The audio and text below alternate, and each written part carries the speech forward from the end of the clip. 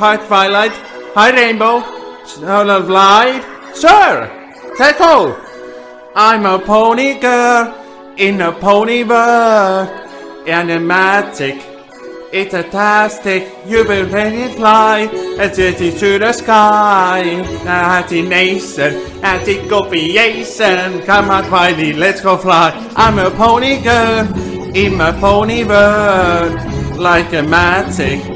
It's fantastic, you will make it fly until the sky. A matination, magic copiation.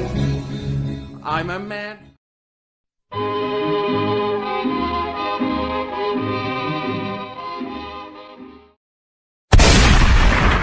Timo Dabeaa oikealta nimeltään Timo Hytönen on vantaalainen 28-vuotias YouTubea ammatikseen tekevä mies.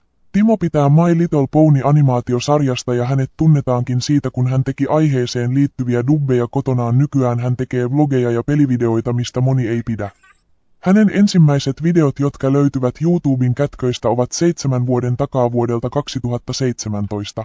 Timon alkuajan videot, striimit koostuivat useasti kännissä kuvatuista rappiostriimeistä, jotka olivat kuvattu Timon omassa asunnossa, jossa Timo ei enää nykyään kykene asumaan. Olettavasti Timo on häädetty asunnostaan jatkuvan melun takia, tai sitten asialle löytyy joku toinen syy, jota ei olla julkisuuteen tuotu. Voi kuule tippareilla, pitäis olla nussia perseelle. Näihin aikoihin Timo tutustui mieheen nimeltä Ilkka, joka tunnetaan nimellä Mr. Levain. He tekivät yhdessä yhden kännistriimin, jossa Timo ja Ilkka olivat yhdessä Timon asunnolla ottamassa alkoholituotteita.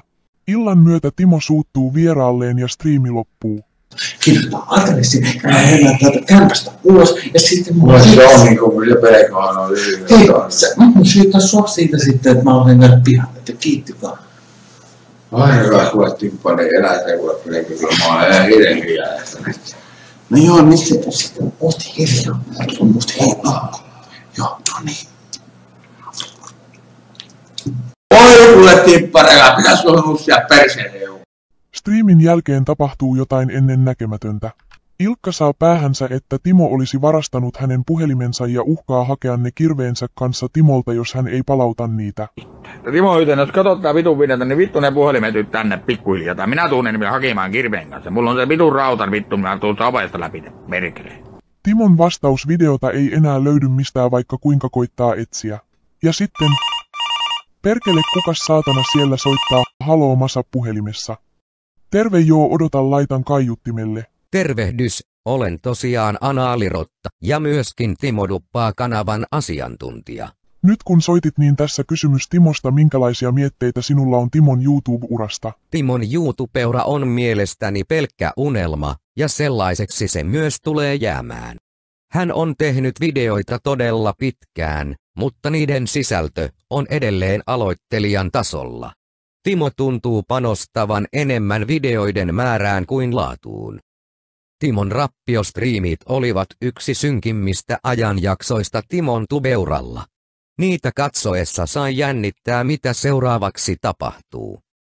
Ponivideot ovat taas Timon muutospiste, jolloin kännääminen unohtui, ja kanava alkoi tuottamaan rennompia videoita. Kiitos Rotta, nyt itse aiheeseen Z. Timo kiistää, että olisi koskaan varastanut hänen puhelimiaan. Tarina ei kerro, että palauttiko Timo puhelimet tai oltiinko koko juttu vain keksitty Ilkan toimesta. Timolla on useampi kännistriimi, niitä on YouTubessa noin 4 kappaletta jäljellä. Harmi, vanhaa sisältöä Timon kanavalta ei löydy. Mutta myöhemmin Timo katoaa pieneksi ajaksi. Sitten... My little pony, my little pony.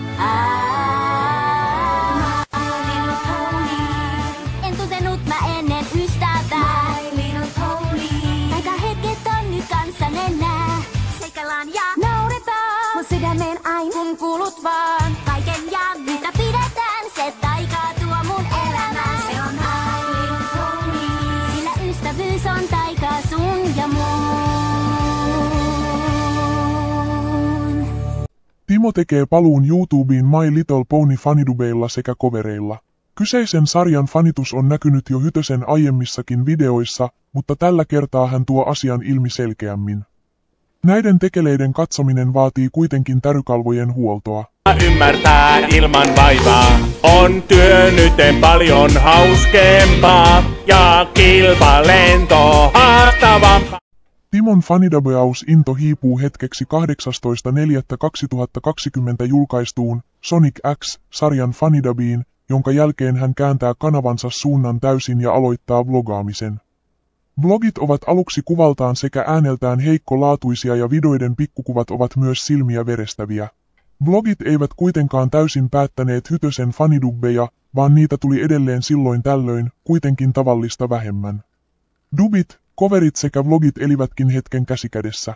Kunnes vuonna 2023 julkaistu On rankaa jumaluus El Dorado Finish coveri, päätti Timon fanidabeaus sekä coveri-innon melkein kokonaan ja kanavalle alkoi tulla ainoastaan vlogeja sekä pelivideoita. Pelisarja Ratchet & Clank valloitti Hytösen sydämen, jolloin hän aloitti ensimmäisen videosarjansa siitä. Ratchet & Clank on sellainen aihe Timon kanavalla, joka saa katsojilla veren kiehumaan suoraan sanottanuna. Ne ovat todella ala-arvoista sisältöä Timon vlogeihin verrattuna, joista kaikki pitävät paljon. En puhu siitä sen enempää. Anaalirotan kanavalta löytyy video aiheesta, laitan linkin video alas, josta sen voi käydä katsomassa. Hymiö. On tuskin homman pätevin ja jumalaksi. Tämmöstä tällä kertaa, rakkaat lapset, näettekö Timo Pappa leikki? Anti-copiation, come on Twiley, let's go fly. I'm a pony girl, in a pony world. Like a magic, it's fantastic, you've been blinking fly.